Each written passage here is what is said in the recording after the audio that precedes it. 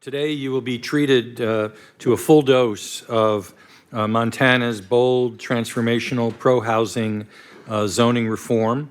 You will have in panel two, you will have Senator David Zolinek, who is one of the moving senators in the Senate. His wife is also in the House of Representatives, and she was moving some bills there. And Emily Hamilton, who was on the task force that the governor appointed last year, is also here on speaking on panel two. And the governor, Gianforte, is a businessman, a software engineer, a former member of the United States Congress and the 25th governor of Montana. In July 2022, he launched the governor's housing task force.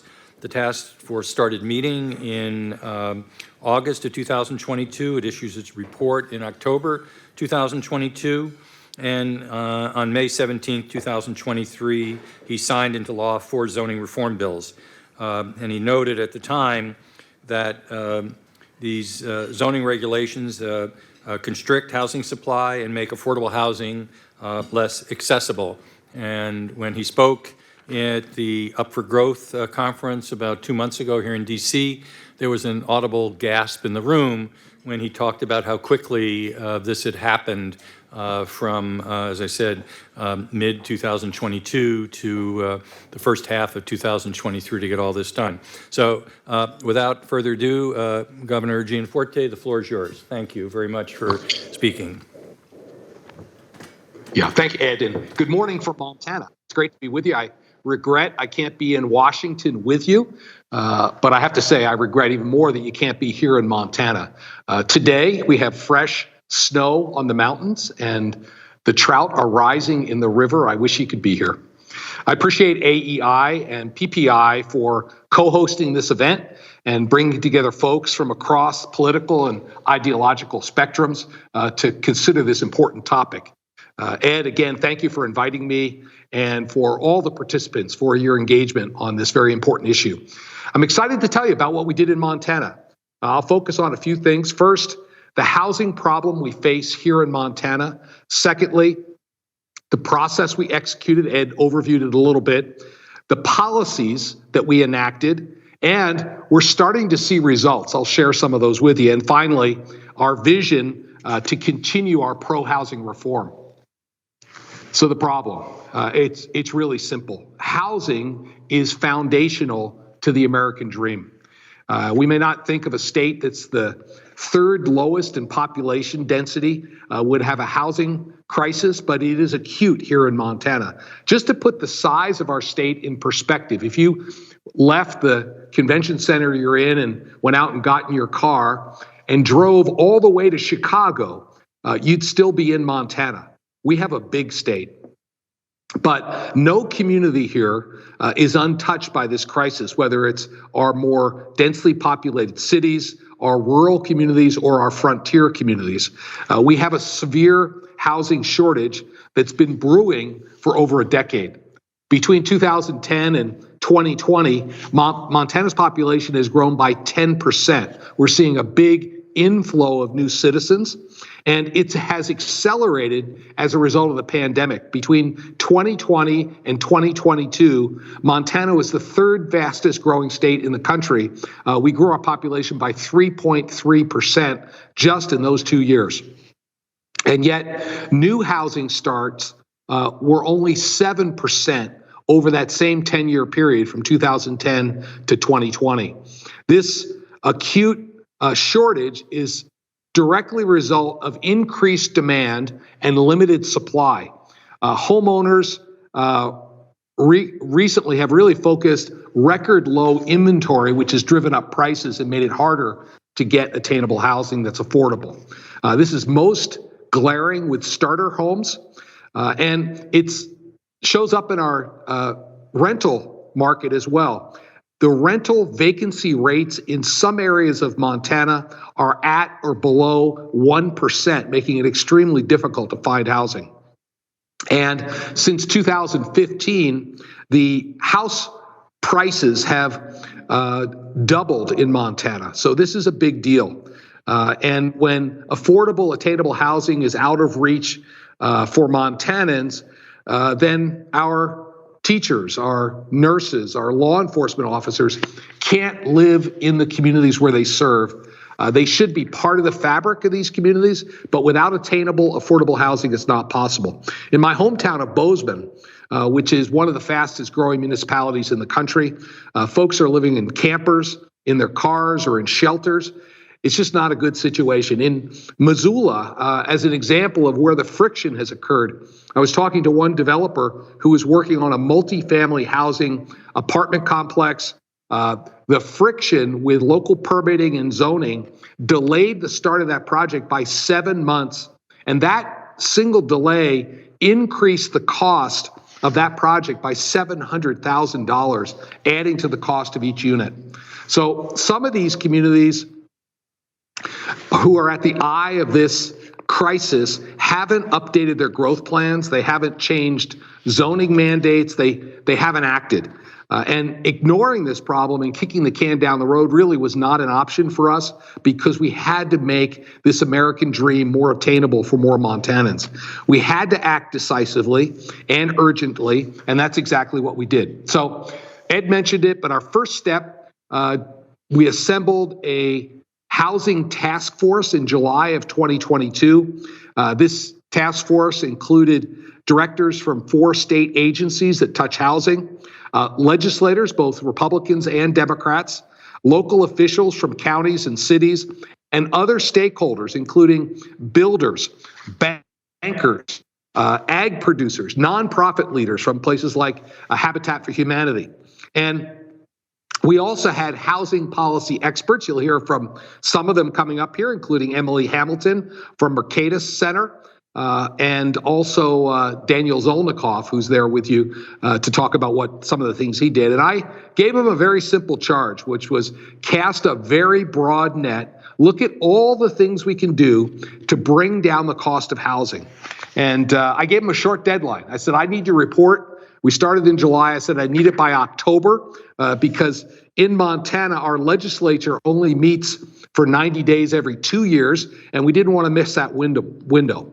And I asked them to provide both short and long-term recommendations to focus on the supply of housing. We came at this from a supply side perspective, and the 3 main focuses were, number one, to expand the state's construction workforce. If you want more houses, you need more carpenters, plumbers, and electricians. Secondly, to reform land use regulations to speed up the permitting process. We uncovered that 40% of the cost of a new home was government regulations. We needed to streamline that while protecting the environment and protecting public safety. And then finally, the third item was really to look at zoning restrictions so that we could increase density and infill to get more bang for the buck where we already had water and sewer infrastructure.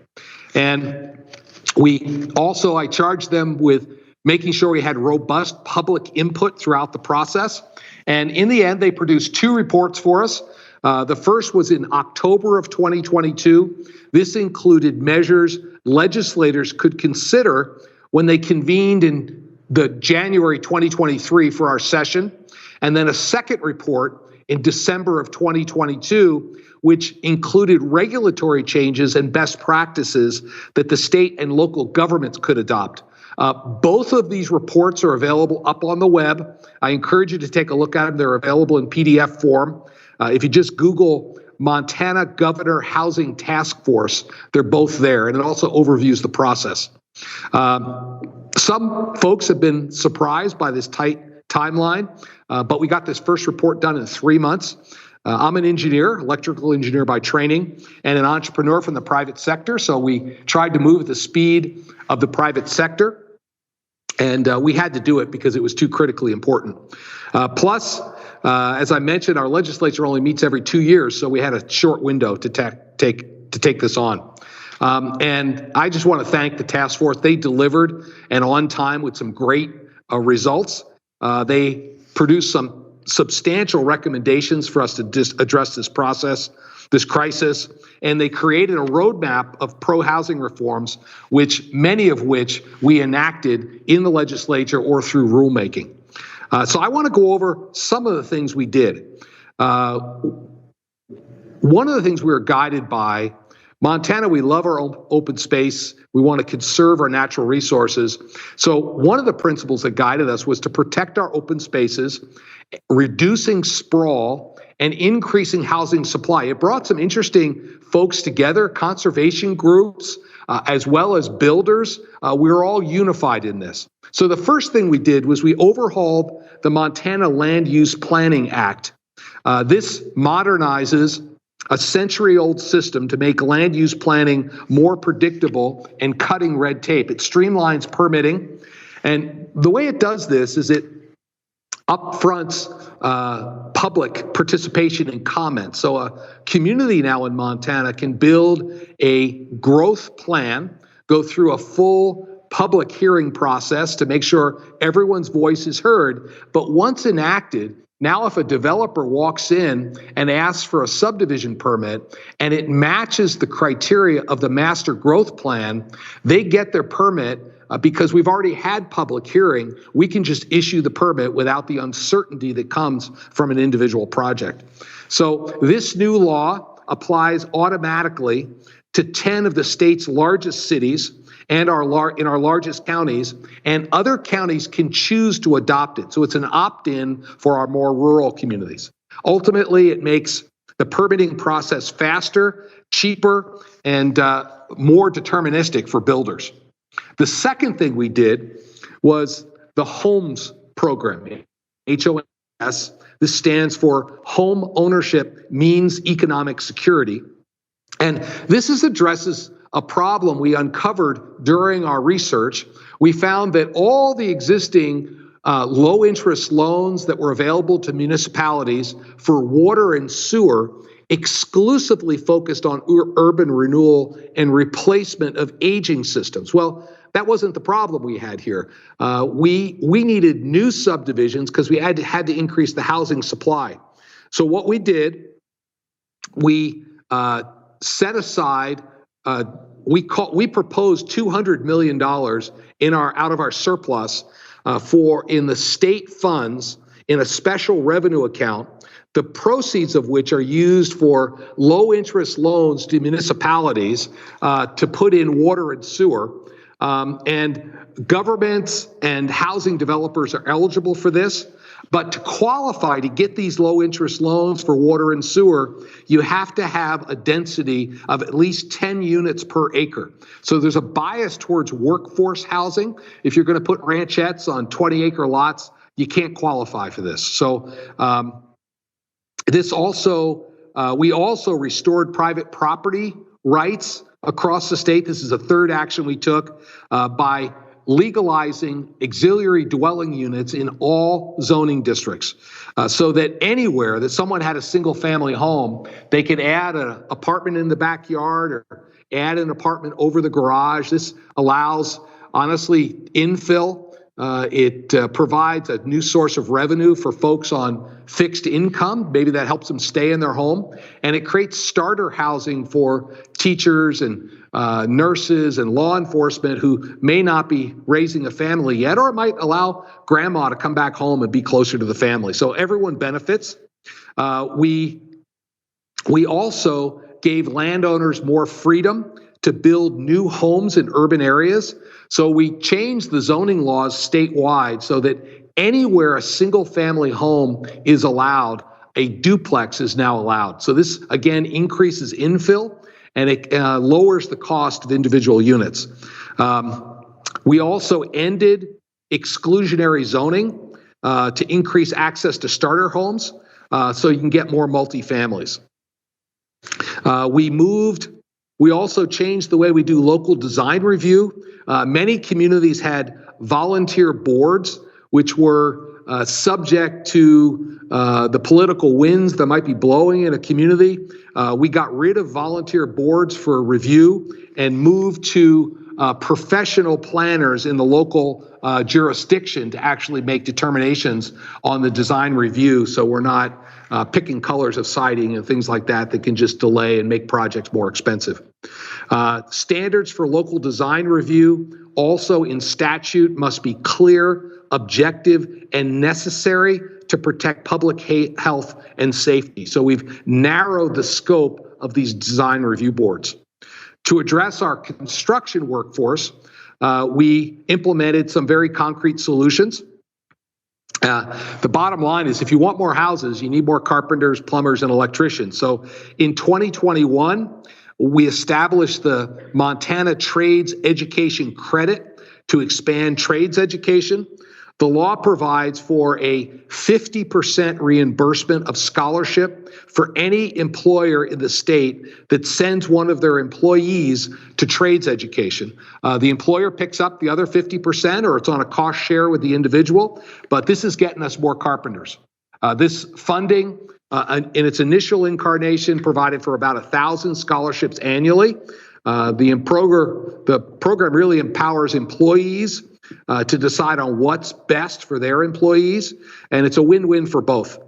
Based on the success of this from 2021, in 2023, we doubled the funding for this program, so it now will fund 2,000 scholarships per year statewide in the building trades.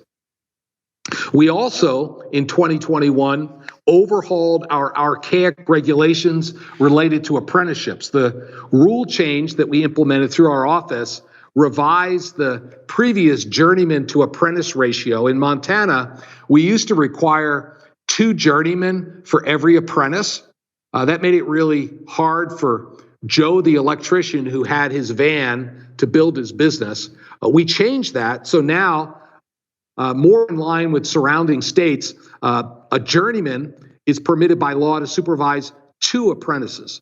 This change alone quadrupled the number of states' apprenticeship slots in the trades, and we now today have more apprentices in the state than ever before. We've really seen record apprenticeship growth. In fact, the state added more apprentices in 2022 than it did in 2018, 2019, and 2020 combined. So again, to increase supply, we need more carpenters, plumbers, and electricians. I don't want to say we've run the table on housing reforms, but we've gotten a lot done in a short period. Admittedly, there are externalities beyond our control that throw a wrench into pro-housing reforms. For example, high interest rates are driving up borrowing costs for home builders and home buyers alike. To address high interest rates, we really need the federal government to rein in, get their house in order, their fiscal house, and exercise a little more fiscal responsibility. I just want to, in comparison, Montana, we balance our budget. And in this last session, we had enough of a surplus that we were able to pay off all of our state debt. So as we sit here today, Montana is completely debt-free, and that reduces the burden on all Montanans. And aside from these externalities, what we've accomplished so far is not a silver bullet, but we put in place these free market policies that will increase supply for affordable, attainable housing, and we're already seeing results. Local governments are overhauling their land use planning to comply with new state laws, and this will give more certainty to builders and faster permitting. The tools we put in the toolbox to build out water and sewer infrastructure are being used across the state. And I'm encouraged by recent data that came out from our second largest city in Montana, Missoula. A year ago, apartment vacancy rates were just over 1%, which represented a very tight market. The report out just last week has apartment vacancies north of 6%. This gives renters access to more options. And as a result, because the supply has been increased, that report also highlighted a double-digit reduction in actual apartment rental rates in Missoula just in the last year. Anecdotally, I heard from a large landlord in Bozeman recently who has dozens and dozens of units. He shared with me that in the last year, he's seen about a 20% drop in the average cost of an apartment in Bozeman, Montana, in large part because of what we've done. The next panel will further discuss what's working and includes Emily Hamilton, who served on our housing task force and was a really important voice there, and Montana State Senator Daniel Zolnikoff, who's been a champion for free enterprise. And I hope I haven't stolen their thunder, but they can certainly go into more details. But here's what's worked for us and the lessons I'd like you to take away. First, number one, we brought a diverse group of stakeholders to the table from all political persuasions, private sector, state folks, local municipality, local officials, and I gave them a clear charge with a deadline. Next, we engaged the public and the rest of our legislature in the process. I charged them to produce really clear communications, and you'll see that in these two reports they came out with. I was really pleased with their work. And we put some wood behind the ball. We invested political capital to get these reforms over the finish line. People have said, how'd you do this? Well, we just leaned in hard because attainable, affordable housing is part of the American dream, and we need to bring it back. We reconvened our task force, housing task force, this past October.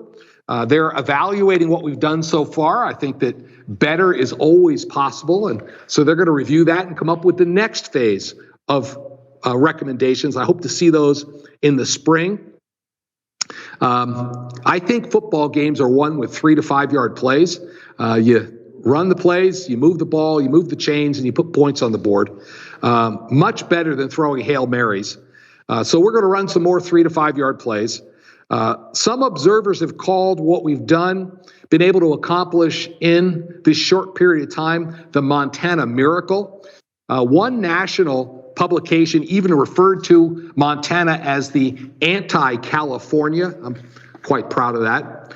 But I'll let you judge for yourself. Ultimately, I'm proud of what we've achieved to make the American dream of home ownership, to bring it into better reach for more Montanans and increase the supply of affordable rentals. And I hope the pro-housing reforms that came from our laboratory of democracy will help serve and guide others. And Ed, with that, I'd be happy to take some questions. Encouraging and thoughtful remarks, and certainly you have the tailwinds of housing reform and zoning reform behind you. And I'm going to take a question from the Zoom participants. It's a two-part question. How do they find a copy of the Community Growth Plan Ordinance and the Homes Act also, so that they can offer that as a model to their jurisdictions and state?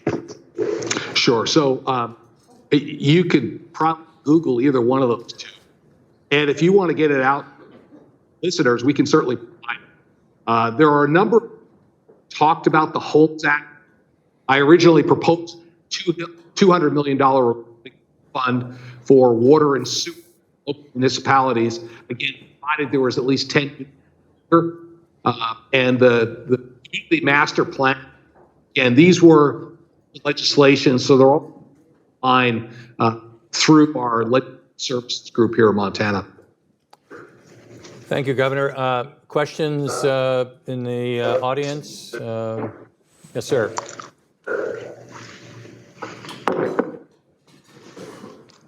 Thanks for that great presentation. You had mentioned about the apprenticeship. Yeah, I think so.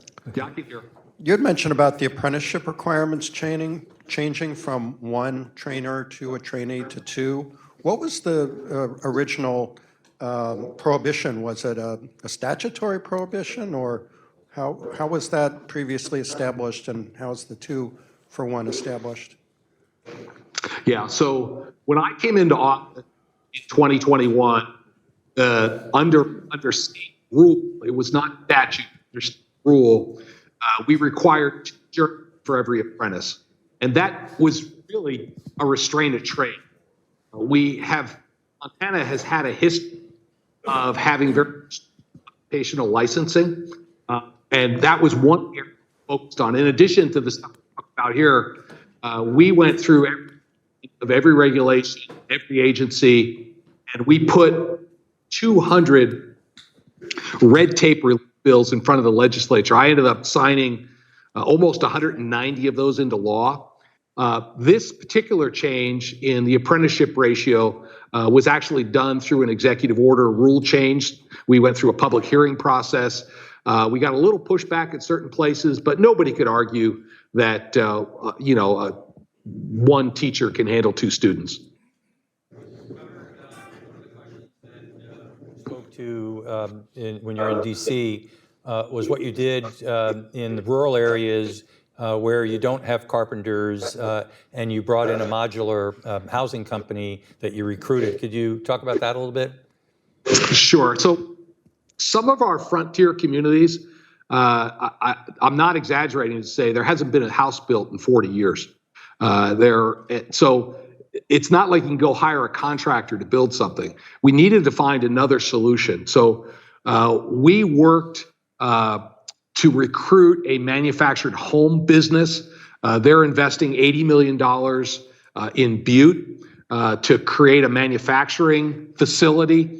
They'll employ 450 people there. And now this eases the problem in these frontier communities, because instead of a general contractor with skilled tradespeople, you can pour a slab, truck in a manufactured home, and drop it on the slab. This is, it's not possible without a supply of these manufactured homes. I didn't talk about that in here. The company is called DVELE, D-V-E-L-E. Again, they are investing $80 million in Butte, Montana to build this manufacturing homes capacity, and that'll help particularly in our frontier communities. Do we have a question over here? Yes, yes, sir. Wait for the mic, please.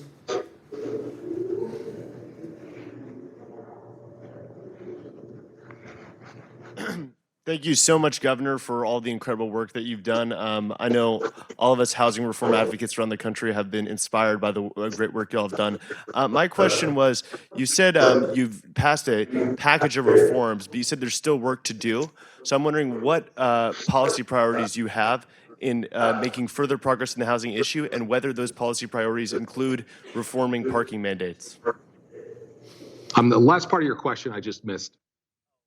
I was wondering whether those priorities include reforming parking mandates. Parking mandates. Okay.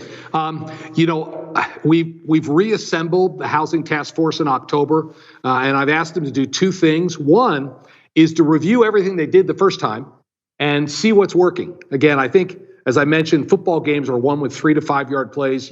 Better is always possible. I'm sure we didn't get it perfect the first time. So they're going to review how the Homes Act is working. Is it filling the void that we hoped? Is there enough money in the fund? These sorts of things. These are really tweaks around the edges.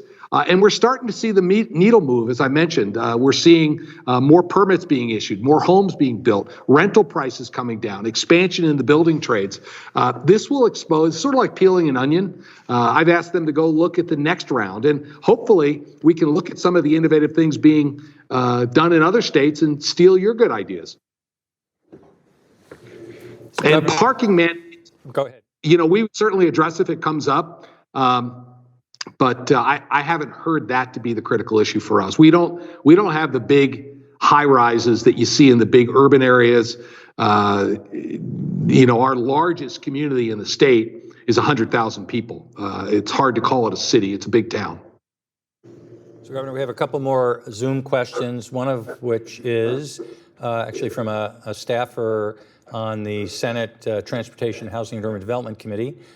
Is there anything the federal government can do to encourage more states and jurisdictions to take action like Montana? The state applied for a HUD Pro housing grant program. Are you excited about that opportunity? Yeah, well, this question came up at the Up for Growth conference. I think that us telling our story and sharing what we've done, I mean, I'd love to have a competition between states to make housing more affordable. I'm going to steal your best ideas. I encourage you to take ours.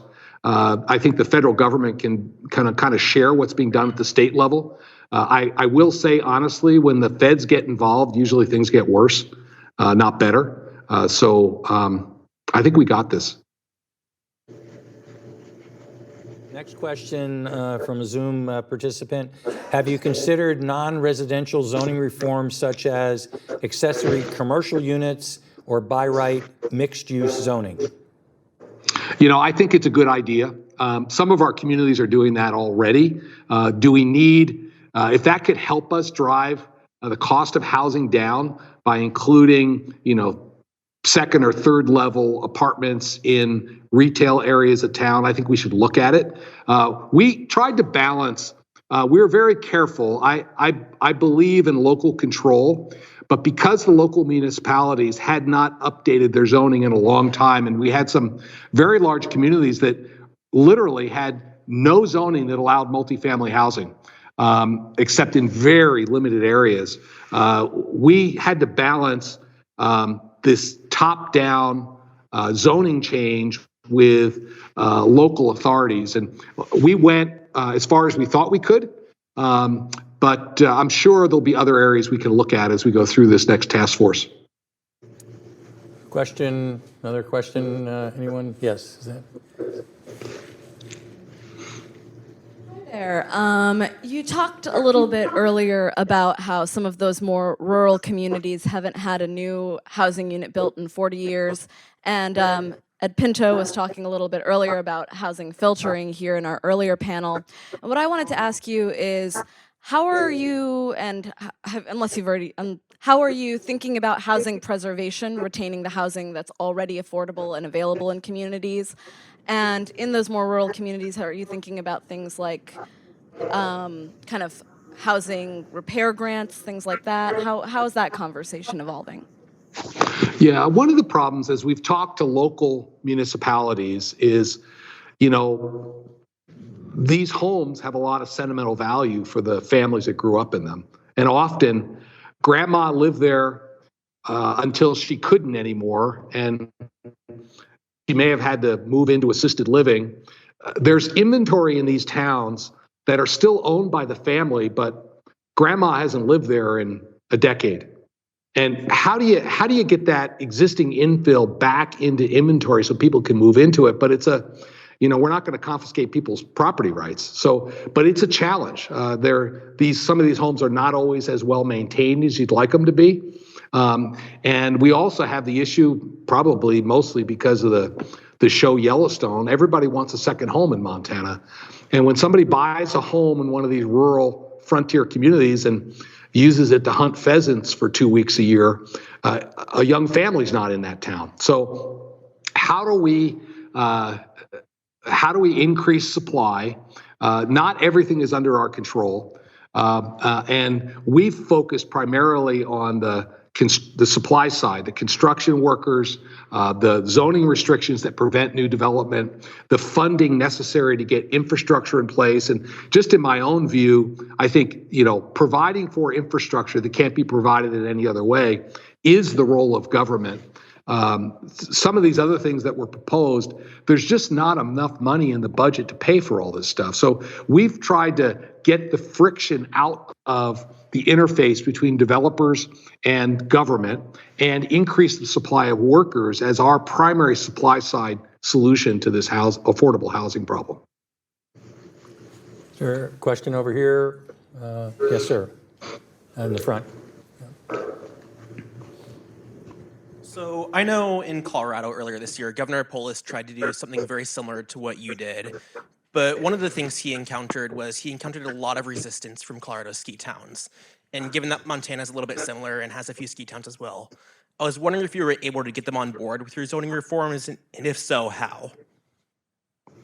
Well, you know, not everybody agrees on everything. I've been married 35 years. I know that as well as anybody. But we all, bringing it back to the principle of affordable housing, we have some oasis-like ski areas too, where because of the topology and the geography, there's no real adjacent land to build workforce housing. This has been an acute problem for these resorts, and to the point where some of the resorts up in Big Sky the private companies have invested hundreds of millions of dollars in workforce housing.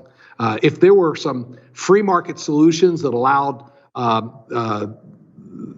private sector solutions that complement what they're doing, it's gonna make it easier for them to hire and retain workers. So we did not get opposition from the ski areas. One of the questions that came up at Up for Growth was, well, how did you get this done? It seems like there's so much partisanship in Washington, D.C., and somehow, some way, you still got people to cross the aisle and get bipartisan support for a broad range of reforms. And I thought you had an excellent answer to that question. If you could reprise that, I'd appreciate it. Sure. Well, having served in Washington for 3.5 years in Congress, nothing happens there with crisis, and things are just different. In this last legislative session, over 2/3 of the bills that made it to my desk had bipartisan support. And one of the things I try and do, I often say, as I think it's true as Americans, we share more in common than separates us. And if we focus on what separates us, we're going to have a lot of conflict. There was no disagreement that affordable, attainable housing is part of the American dream. And we want nurses, and we want teachers, and we want police officers to live in the communities where they work. Everyone agrees on that. So then we said, okay, if we have that agreement in principle, let's go forward. And as a personal style, I tend to use hospitality. I told the people of Montana when I got elected that the governor's residence was going to be a house of hospitality. My wife and I entertain almost every night that we're in the Capitol. We bring Democrats, Republicans, lots of different persuasions together. And when you share a meal together and break bread together, it's a lot easier to find that common ground. And not everybody agreed on these reforms, but I needed 51 votes in the House, 26 votes in the Senate, and my vote, and we got it done. We have one more question. Tarek, did you have a question?